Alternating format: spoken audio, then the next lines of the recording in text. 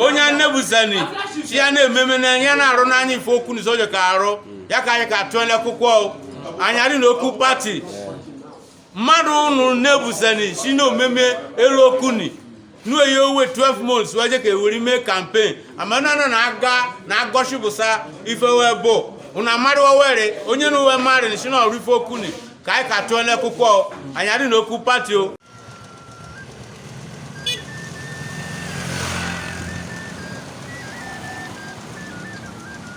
Ukwani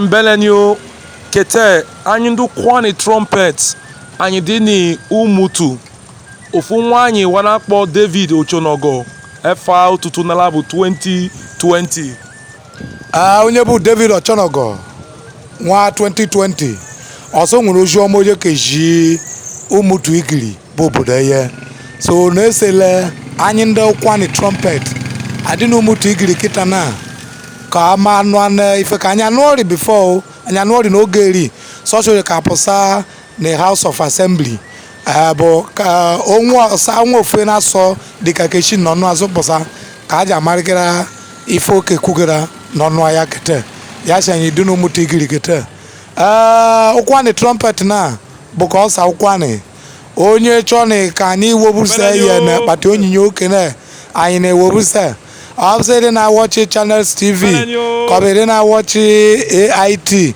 kọbọda media. Ya also sa party na ejebe idini PDP o, idini APC o, idini AAC o, kọbịdini SDP o, even Granite party. So far ibo onye ụkwani, ịchọni kọsụ ụwa mara ife ibu na obi. Ya bebe metụ n'anya ha. Anyị na-abịa ebe ya n'ibu nwene anya anyị bụ nwene ya. Debanye logo no kpọgara mmanụ ka anụgoro ọnụ David renu bi feke isi agwari yo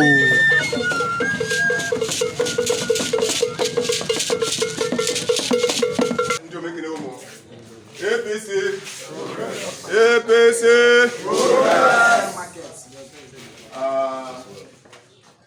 ale dane ba fun nanku oji nanku tinene ajie no not come ani go we mo ba no di come na ekene di go yeah ba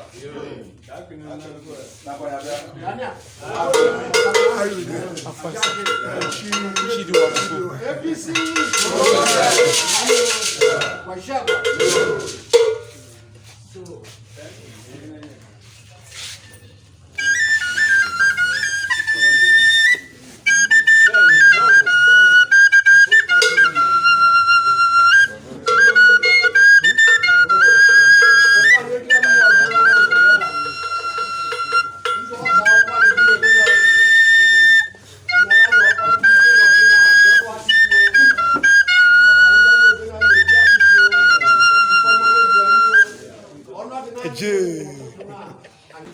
na fake now na nko anya beke no ji o abi ajaje wa shegwa sile no kusa ona maro de ndiko mama na ndebe ni o ndebisi na ni o akwaru ko che wo loji o we wuri we ri o we si orita mo ni be o nínú table nebe no ono fo wasa ma nebe o sa cha gboko nje mu jonu agbata party nebe o elenu mi mari kuma kokko ifended ness wa iko ne npo no shiri ni igwe obe de metenda no we 100,000 we feed there we say na che baloji o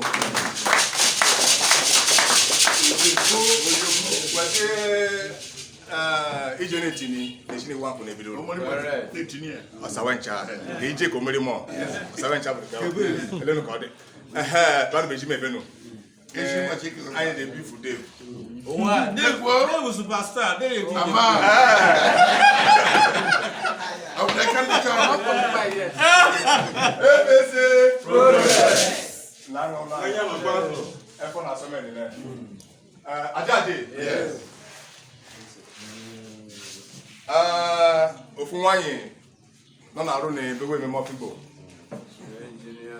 engineer Rose maka kwali chi boru beru ah this always say good ojo 10,000 na support oji girl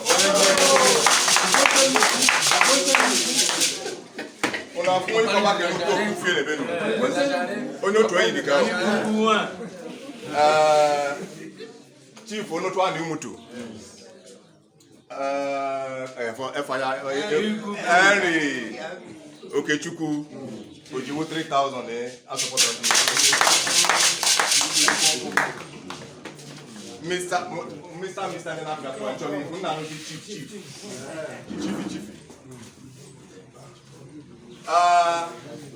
ekmakwa chief Augustine Bobo Uba Chief to be. Chief to be.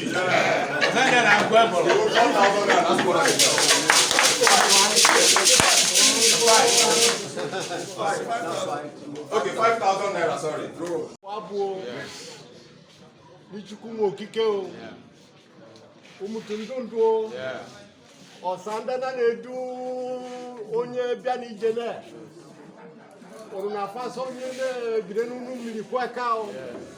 Chukuna agozi unu umutu shagwari. Pẹ̀lú kapọ̀ Dave Ochonogor. Ọbẹ̀ tí ẹyin ta o. Lónìí kan dí o. Ṣé ẹ̀gbà rẹ̀?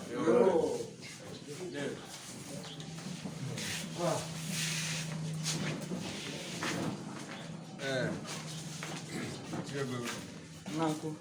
Ogbewu. Ana ọdụ a. Ogbewu na ọdụ a. Ọdụ a ya. Onotukwa bi. Nọcheze. Ugo. Ekweme. Igili of igili. Ọgọ. Ọsama anyị na-efe kene ya. Official gwa. Mme nwa ụnọ. Ka ọsande fun n'ebe ni. Pari n'aka be kodo n'okete. Epambo David Chukwuka Ochonogor. Mbo nwa 2020 late Chief George Ochonogor. Mbani ba gonu she Nchoni Kunje Asaba they represent Okwani in Delta State House of Assembly.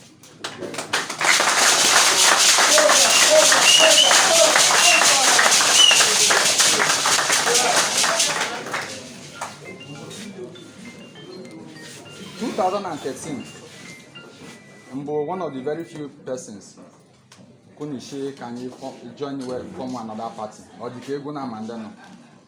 And I form one party no. No one local government in the Delta State. 2014 election elu Achon Kunje party Shinan Esalonia my Yekabo ticket Nyabani. And Asala you one major ten or winning it. Raise your voice. 2018 Abiajeshi, most of our people, the party leaders, she Nneko Luni, na Mandeno. But on my family, not Baba, she need the Labour Party there. That time she PA caution. They had in a belly. And he met an election in Benny, and he demanded not to the primary no. Now Baron will wait 2 votes. And those in wait 22. Remember 98.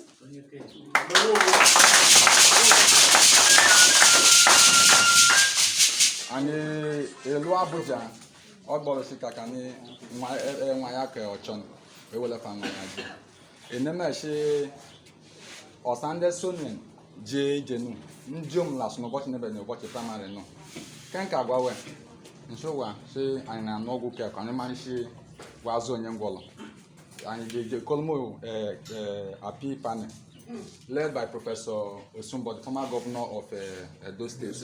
We now see video the primary election. The report I actually met with primary no. So you more tickets.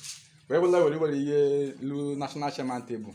National chairman will show leshi. Only the governor in the Delta State. Jackie Kunde ke House Assembly because of football election kenu. So you borrow kuna kwa deli. We dela fa ezombolunu we any penny we get tickets. And show was charging money than on the Kolo High Court. And the low High Court, the venue. We are mainly court today. High Court are very chilly. It was 8 days this sort of election. High Court she made with election. She saw APC Delapanye as the candidates of APC. We WAPI, look out of our Pinibini. Court of Appeal, she made with she in fact she worked at 250,000 naira when you did the time where she win election will be a cost. we push that PJ Supreme Court equals appeal court jeni. So osa all courts, 4 court and jeni. Shini party court below the 3 conventional courts. Shime win primary. And abe mete ndeno PDP wele election. The fact me me ofi opo omopo ofuma anya na ashi di wele ni fenenu. Abo mona ni na represent anya no or church. So at least umutu illusion completely. This time around, I can tell you, she party no one built in 2013 has come of age. As at that time, in this Delta state, and then a single councillor. As it is today, and then when the number 5th person in the entire country who the deputy senate president from Delta APC Delta state.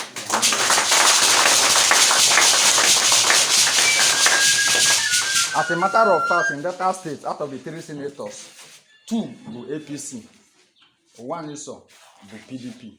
Because they don't represent anybody more, but she abashori ni APC. Because I'm married as an experienced politician, as a founding member of APC, of Walishi, the PDP of Walishi PDP will not survive what is going to come this time around.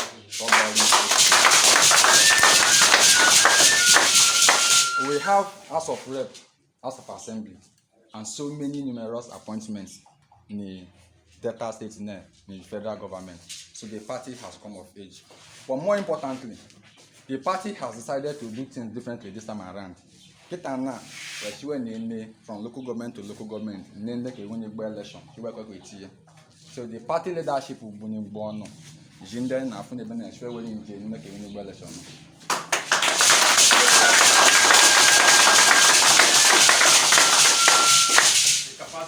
You may not believe it, but 80% of them benefit or total not going to she in the kitchen. Or 40 washing no when their travel question as a cafe because party bullying bonus in the lower Jacob. But Mali College, no matter if a party Kuni, charity should begin at home. They can make college and then by one bench in the Benjaco.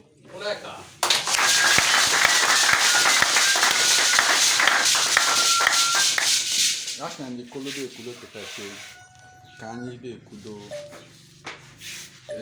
Umutu Israel can watch in the Benjaco. The only thing I've done before coming to this place is to go and meet my mother to pray for me this morning. My mother has prayed for me. I've come to our leader, our traditional ruler, to also pray for me. Me kolo dark da agwa party okay e kweri fumo ni me kolo ni je o ebenu ise gole pe ebenu Otano I marry one ngatashi yes Canopy nga 2020 kan bo obo sama sha so no ngba ma olo abu mo ke ma le gwe but abu ma lo no politics. Njeko they represent the Delta States, the Okwan in the Delta State House of Assembly. Under Nigerian law, the duty of a legislator is just to make law and to make exercise oversight. But the reality is that the bigger responsibility of a political office holder is to show political leadership to his people.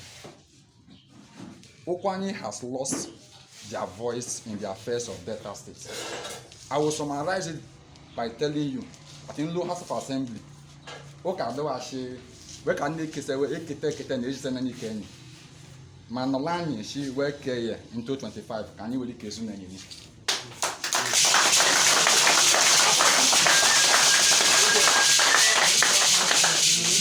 Ellen look at Narim, 2020 Jinim, so that is leadership. Or to so kitana she or the kashi governor she kenishi nokude okukwani. It is time for Okwani people to have their own say on the affairs of Delta State. So another that shinje kije de lenu. And I did the video campaign no. Ono ne kwerifu maja agwa party she kweriwo. Then go for party she kwerim. We will ticket him and the video campaign. Conclusively, over time, in fact, the last time we just had 8 days after the court judgment to campaign for ourselves. This time around, we are having complete 1 year to campaign for the election. Okwani people will have opportunity to assess all the candidates on the basis of their personality, not on the basis of the party they belong to. The people, our people, has always hidden under the party, you know, to find themselves into a position of authority that they are not ordinarily qualified to be. Say it again.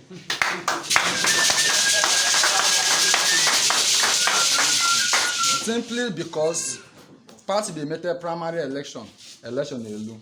Sometimes PDP in MSF we winning for election self we are managing for party only book candidates where she all the way. This time around, Mpusa as APC candidates, I'm not bothered about any PDP person. Where we say their best because our party we say their best. Then many years now they got for complete 1 year. One from community to community, from street to street, from institution to institution. They go where Elani can represent you in the House of Assembly, so that on their personal basis they can have free access, you know, to determine who is more qualified among two of us, not on the basis of the party we belong to.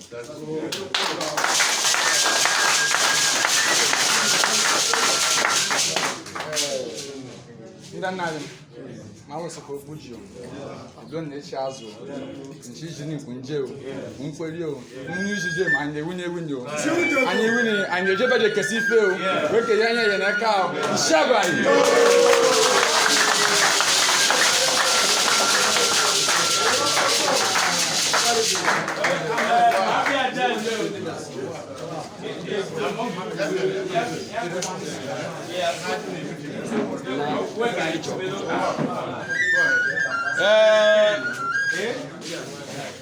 na ko gbo na odo abi ajaje go ono cheze eku eme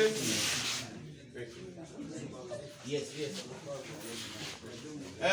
onye nizela ye biwa leke no samaja APC progress APC progress my honorable nekene mbene ye gbole nweke gba ododo ninti na mife di n'ime ya funa si chukwe dofo lord duka ni from the arrangement now so you know 1 year unu weri na Ghana unu de jokoni onye ni man no before ko maro no onye nwe na ajuju ko ojo no so from your responses people will now know whom they are choosing Asima Yekezoru under the canopy of the party. Well, tuta ngunite wasino nyani demen. Anyama rekogo ife kenekwe demen. Abia jade. Chukwa rufolo ruke o. Ni kene mistake badwa no dike. Bu mistake dasa no de nwata. Correct. Because we already enough time to move around. This one now, they are going to do marathon. For marathon, there's a law. You cannot slump down. She can't break up. She until you get to the finish line. So any high for now, any man can get to the finish line. Over you with 12 months to walk around. And you walk around and you get to the finish line. They make their choice. Abia jaji deva nekene anekene eli doro shi you must be kudoke nwu mutu beze enyi yo palku of mutu ko pe ni epele ni iji joko n'ọrụ a ni anya tie were taa so fu nwa ya biako ni jojoko o shi fo makunchoni o Ifeoma kunchoni si abia nu ndao aboki no lani neche an finish korokoro anye jebule openi epele anya nu ifo gbara anyo chukuri nwebe fozu ni o ada unu gbazu na Atlantic brother and boy ada unu azo ni yasinu kushin tina nu ife di ni mi onye na-eju mene probe oru no die lani o jetu me posa o si ke ele na ko ife kenedi no di kwadokume abia jaji so anya no wo ani ole di kinan ku pe na ipele abia jaji ani kele nwanyo no nye ngwe no bi ya na polisi ele na odine imeji de kenal bo onye duka jino je gwa to afọ abia jaji anya no ife nwanyi gwana anyo Ishegwa. Canopy man. Osanwane. Yeah. Osambani non benanwane. Chukwemekeo. Yeah. Wanya aposao. Yeah. Onyo saono na nimi no so go kena bomme. Gebu nwa kpotwa kamo. Mkpomkpo ndana na edu ene umumo. Nekero no so no bene. Umutumbena ni mjini ni washifu ya kuni. Tukuna enao, kuje jomao, elena obiani ketao mjini kusua nuifo kuni. Osamba ni oje keje, wana nuifo kuje keje. Nogado jine. Nekwa agwario, kwa she agwario. Bene ni nangu. Onu tukuba bio, sagaji. Maro no le maro no. Mmeke soje omi kunu. Onye kori nje we kere fufu dira. Obo so ko ni ro. But when the point okuni go my honorable say this is not a party issue. Nobody man na dwon ma adwo sometimes abo akushin party. Ayi were ewu keme Maye, we are just a party. Are we talking of party of the interest of the community? If I couldn't, then I talking second. Then was a jamare. Party is general. It's just like a family. But it's good to belong. Who is good? Yes. We're not talking of party. We're not. And I cheap party. Yes. Think if I couldn't say. Ya just jumaro the solar jije. Correct. Ya jubusa. Ijubusa wa drum abi solar ko jije. Correct. But ijubusa wa drum abi aga shu gbazo. Da shi wa ga jubusa bonya wa drum ma shu she anyeshe. That language can you know ye? Ni point you know for fe kono kunu and that is sometimes nobody man learn you. Ya bo we kemle shi na wa shi doro anyeshe. Can you learn you? This only no such charge na ni only globia ye. Only no chair. Only no long way understand anyway. If a Somali, you will also have for child with this soon. Also, dash him, man. You will have for child, ya alone you. So that because if you're a deceiver, you must surely deceive one day. So we should not be a deceiver to our friends, our brother. That was the issue. Say, Eleanor Sancha will also debate this one. Will not be an issue. Will not be willing to never willing. Padre Bazo. On one shall go. Succeed. No managing in that doing because each and every Nishima Nakafio, Overrush, Yanam, Cananam, Yamashi Jefeniche. Because Kelly no location no carry, Kelly no location never. So Maru Turkuma, Wanyala. So no call no soon to manage my own party. I didn't a party. Mbumutu now. But I say the truth. Mbumutu now as Umutu. I didn't a party. Marobia, oh, one shanya going to Maloka Channel. Tukumane Wanya. Kunudula badina oshishimuna. Kunudula badashe, the relation not to a car. The room to a car.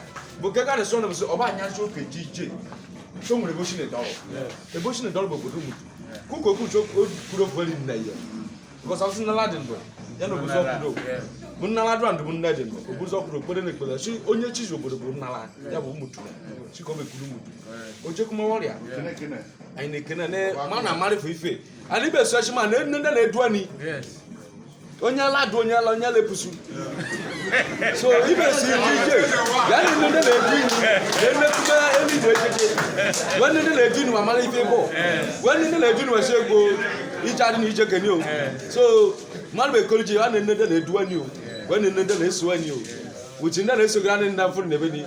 Chukuna yena nyeka na faswa le maro le bejo kode no yena san jeka no yeno kwaneka mali jenu ntama kede ezaye yeje ko shike yero iberi iri nyala shanje ni akode kwa shisho so eje ni ike koru nele dani we fu no ticket ibido campaign ya bia oge na anya chagbaru de che ka ri ori o ai na ri ezi ya shina anyị ri fo ye ri ke obi eru anya ni iba aru ashi fo ashi obochi go di ibido campaign ma no le wele gwai kugiri fi aru no mutu oge ka ya ri ku inkori shia chukude wasa njando ba do nebeni anyị na ajushi ka shibe kuni fi ba no fi kuni need the problem of our politicians say we na say njeke they don't have anything single one thing as a project in their mind. That is problem na wini any now campaign man no be go nya gwa kan ni fe ka ro na anye be baye wo okabana abo kuyo abo kwanyu but okadu one na say can play politics na condemn man na campaign against person. Oga de we me politics awolowo we shin ke gbenu na ezuku ke menu na elemi we bia ji we gbe na ezuku we shin na ni enwe fe ro ne but nda ka nyi we be bro campaign one condemn man na bo shi na bo shi nda male picture that place politics of this time as far as this position anybody bia kon ya be kolo ni bia be kushi jekeje I kolo bia campaign ma ju shi ke ka ro da no bodo anyi ko bodo anyi mu so that you go right na ju shi ka shi ba ro na ai na tu ogu politician bia ke ni nka na aju na tu ogu be yemo yo bodo anyi kumu to anyi po ni anya fa kai ojigbo ke fa kai elo na di no ndi ni pay say cash na anyi jeleni anya bụ follow ike follow agwanye anya bụ follow ike follow agwanye sorry to say it so nekere no so erunu ke kola ye korona gbaga irufe mano ne beni obrika jabu ni moto jam but my boy say big boom kete enyeke nekere na jeze wa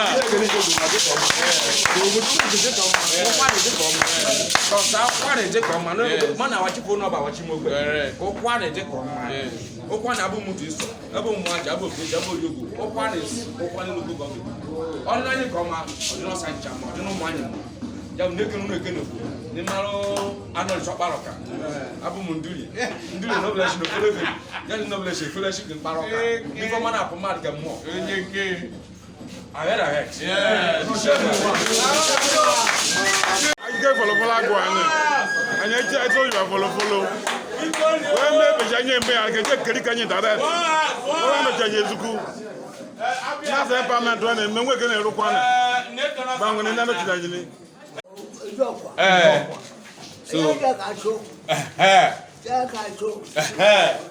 I'll show you cartoon. Kneel down, let him pray for you. Yes. I tell you about 2020 duao. No, Gushi. You're not so. Okay. Never look at Okay. You're not so. Never Gushi. Amen. I'm going to. Yes. That's going to. Yes. Yes. You are tired of what you. Yes. Never Gushi. Yes. Yes. Yes.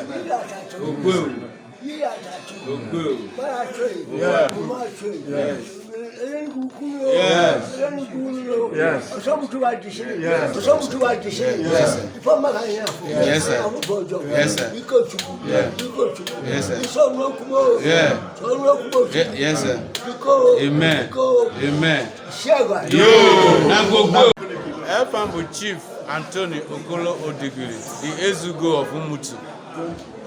Ife shi na inekushike folofla gwanye bụ our leaders not represent any. Osi ife dike shi we shi governor kunishi, shi deputy governor kunishi. Ke we kuni ka anone. Anye ngbe si okwani si ni fokwani no le ku ko ni fa anyi choni o. Ka anye question sa choni ka je kele governor, wanu na anye nwe invitation. Anyo nwa ma nwetu na efesa anyị fugara na onye nọ na acha anyị ka akene si mbele ni fi na aru they block it instead of giving us entrance, instead of giving us access. So bo si kari na so na maro anya malo onye na we si party anya atule kwukwo onye ni party onye onye we party wo buseni ya je ke represent body na agwa agogo se ọ na represent anyi sa anya mala anya o mala sa ya wo ku follow nu ya bụ ifije na ekubushi ka ọ bụkwa shi party enye dị iche iche shi onye nwere capacity ka aka iso yes onye nwere capacity je ka arụ ife okwu n'isi ife kene si nje ka arụ a ọrụ a when the community interest at heart obu personal interest ya ka marry onoji ke je ndu kwane nene nini no so kwane nene osando kwane amari wosi marginalization of okwane dey up till now so sanyi cha le ku for no sanyi achowa na ifene fe obu na je ke zu kwane ya wewo bu send state be yo kwane that middleman should not be there say you for ri yo always and okwa agunebenu owa mbele o kekene ndu kwane nene aje oso kwane di nebenu neke no so no cha aka ekwe onya nebusani chi ya na ememe na ya na aru na anyi fo okwu ni sojo ka aru ya ka anyị ka atụele akwụkwọ anyarị na okwu pati mmadụ unu nebusani si na omeme elu okuni nueye owe 12 months waje ka ewere ime campaign amana na agọshipụsa ife wee bụ una mmadụ were onye na uwe mmadụ si na ọrụ ife okuni ka anyị ka atụele akwụkwọ anyarị na okwu pati o isi egwara yo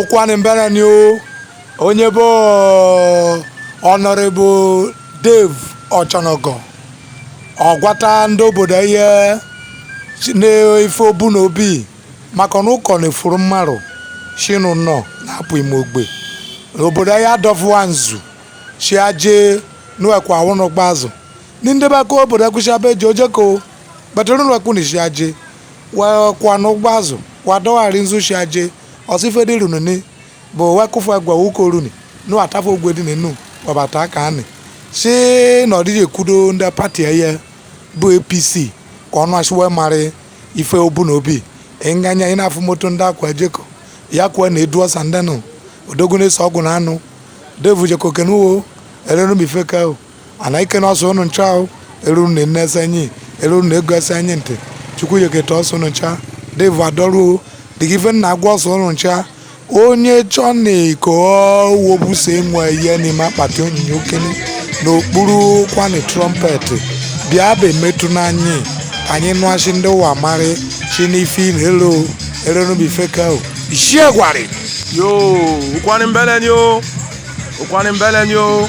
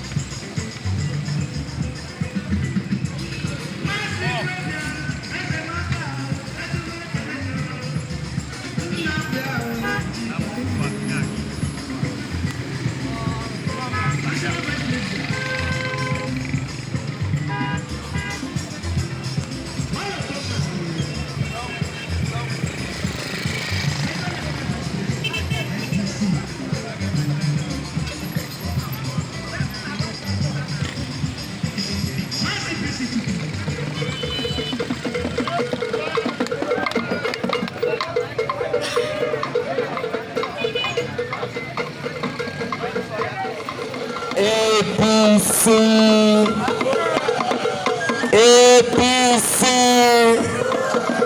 progress. And so, ladies and gentlemen, it is obvious the eagle have landed.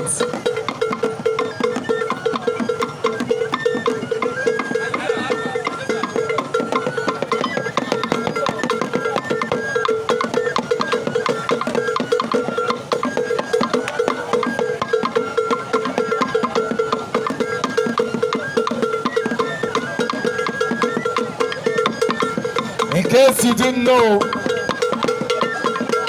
you are in a political occasion of a declaration ceremony by an indefatigable personality.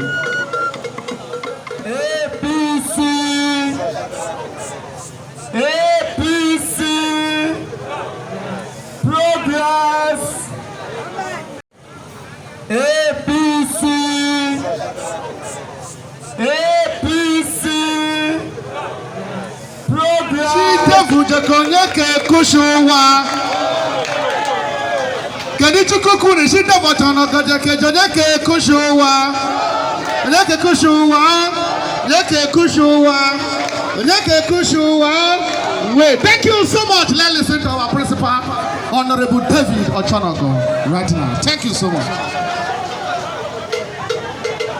Please. Our principal got Karuka Pikoni. Only up with a battery. Marubato, get everybody sits down. Anything about drink, please stop it now. Bayani manya, cushion anything you hear manya karo. Let's listen to him. Official one.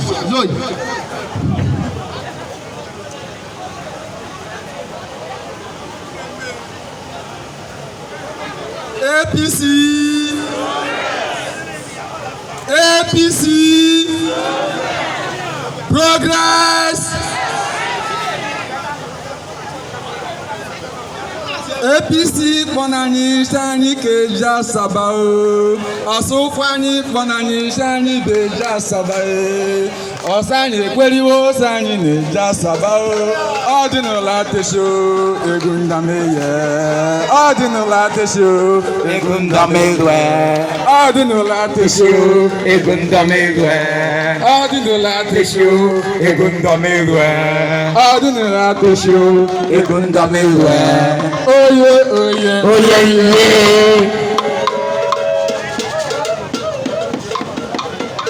APC.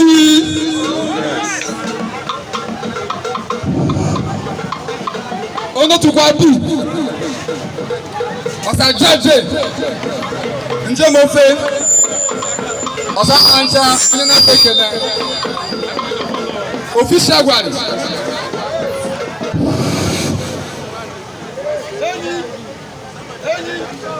Mr. Chairman, let me adopt the protocol as already established. But you are going to permit me to recognize two very special people. The first is my friend and brother here that doesn't have business here ordinarily because he's not from Okwani local government. But they have to travel all the way from the Delta Central to come and sit with his brother and friend today. My own brother, Comrades Progress Omagege. A clapping ovation for Comrade Progress Omagege, all the way from United States of Delta Central. The next person is my primary 4 teacher, Mr. Peter Ugulu. A clapping ovation for that father figure. When I was in primary 4, after class work, he only marked my own and tell me to mark the remaining students. So, when I want to clap for intelligence, APC. As a student, he made me his assistant teacher. Mr. Chairman, I have come to seek your partnership to end the long and bad reign of PDP leadership in Okwani local. A clapping ovation for that. APC. God bless you, front and back. I am that boy, that's David Ochonogor. I started his primary school from Elite Primary School, Obeti, down to Ubeleme Primary School, Umutu, and concluded in Moka Primary School, Obiaroko. A clapping ovation for that small David Ochonogor. Small boy with big God. I started my secondary school from Obiaroko Grammar School and concluded in Umutu Miss Secondary School. A clapping ovation for that. You are a complete Okwani now. As a son of a teacher, we are always moving around because my mom was a teacher. And I moved to University of Benin from the diploma program to BSc in engineering. One of the year, one of the clap. And at the end of the day, we were able to put the map of Okwani and Ndokwa in University of Benin to tomorrow.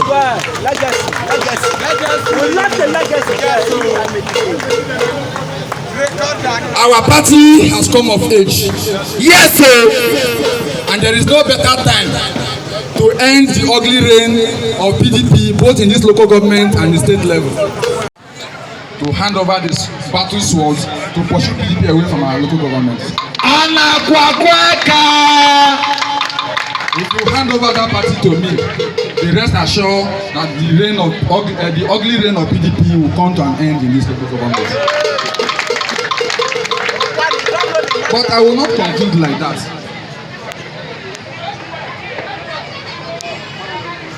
Today, INEC has made it possible for all of us, for APC, to take over power, and I will tell you why. Before now, elections are being contested by political parties because the guidelines provide just few days between the end of nomination and the election itself. Consequently, before the end of nomination, the political party will already be campaigning, and PDP as the ruling party in the state will have opportunity to say vote PDP all the way. Do not vote APC because APC is Hausa party. But today, nomination will end next month, and the election will be in March 2022, which means every candidate will have at least 23. Every candidate will have at least 11 months to campaign, to present themselves before the electorate. And the electorate will have the opportunity to assess the candidate on the basis of their personality and capacity. A club innovation for that now. Close 1 year campaign exercise. So this time around, the candidate will win election for the party, not party win election for the candidate. Yes, sir. I am ready to win election for APC. A club innovation with a Dave Ochonogor. Cloudy winning now. This secretariat that we are using today was being used by PDP as their AGC secretariat. The first thing I did was to chase PDP away and acquire this secretariat for a club innovation for a political, financial swap. So today, we are going to start by chasing PDP away from that seat of Okwa in the House of Assembly before going to the governor's city to chase PDP away from the state. APC! Onyebu Honorable Dave Ochonogor. That is by declare Nobochi Kete. Who Onyenanuago. Nizo nyule le wolule tei. Yes, sir. Nizo nyedi onyedike. Eruru beru. Oshishi manafa. Nori ruru zo. Yes, sir. Ayi na agwa Nobochi Kete. She. When you support Annie. A club innovation for that. FM Chester Chika Odagwe. Bonye walk train everything.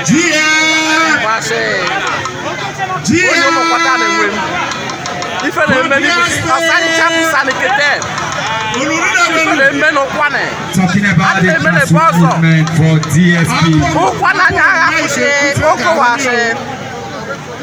Ndakbọsị ịkasị ọsọ ife nọ anyị na-achọ ka anyị stọpụ a ya sị na busi ketenene anyị na-asọpọtụ David Ochonogor on the platform of APC ka o dị represent anyị ọ tọsọ ife su na ụkwanị bịa ụkwanị ọ tụpụ ife ọjọọ not many in terms of bad governance and leadership. And it's on leadership and it's on quality representation. And it's on PDP ndị Kenya wafọ enya. Ukwana ni the ekpaso no sawa local government in Delta State. That is because our people have decided, and those of our brothers and sisters under the PDP platform, they have decided not to project the cause of Ukwana person, but to project the cause of their benefit, the person that is putting them there, the person of Governor Okowa. We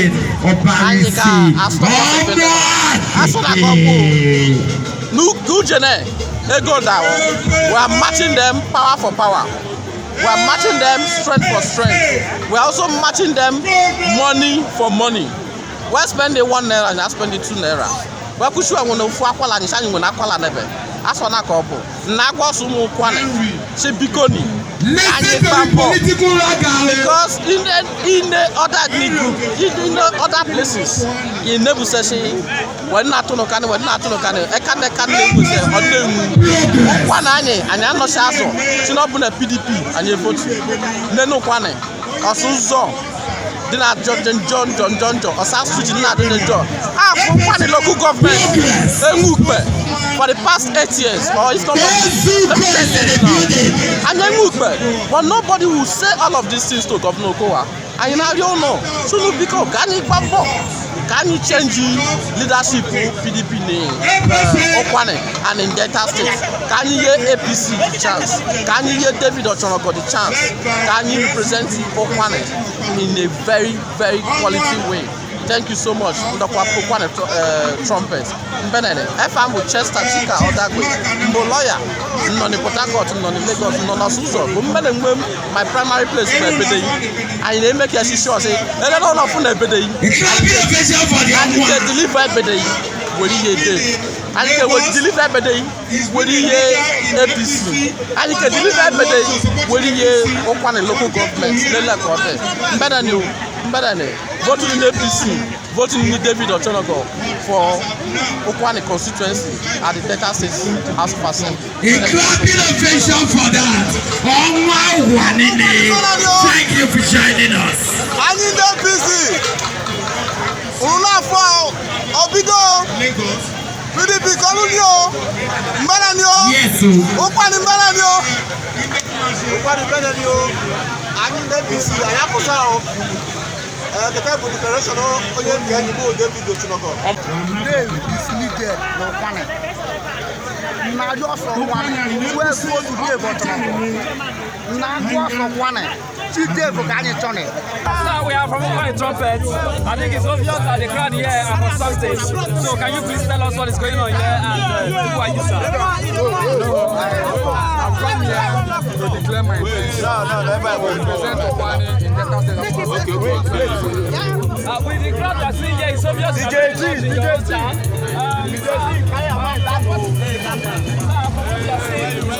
people like you so much. Please, can you tell us how you intend to elevate them politically and empowerment-wise? First of all, it's not just that they like me so much, it's that they are equally tired of giving people leadership in Okwane local government. So when I get to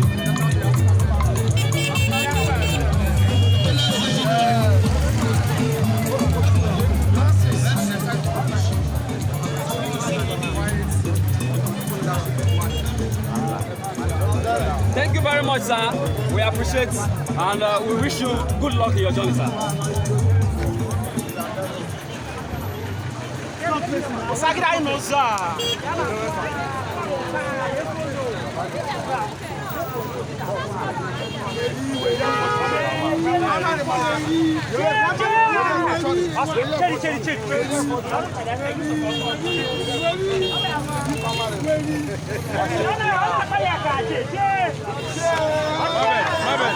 My bad.